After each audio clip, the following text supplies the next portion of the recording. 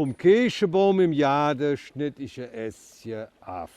Ich muss 3 Wochen warten, ob ich das Wade schaff.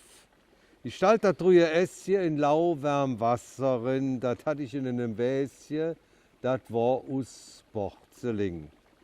Und jede Morgen lurt ich, tät sich der Alte dran, doch ja nix räch und wäch sich, was fang ich nur noch an? Ich stell das noch vom Oven, damit es wieder geht, und dann noch mi noch boven, damit es so nicht steht. Und dann nach 2 Wochen sorg ich ein Spätzchen grün. Es war wie Hösch gekrochen, so klitzeklein und schön.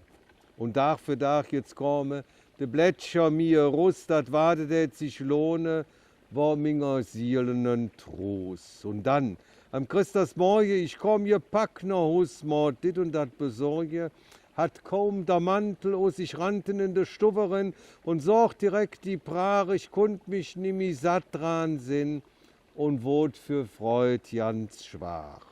Von Blödscher über Wasser, kei Esschen mit zu sinn, wie Blömsche oben dem Rasen, als drücken Stähnscher hin.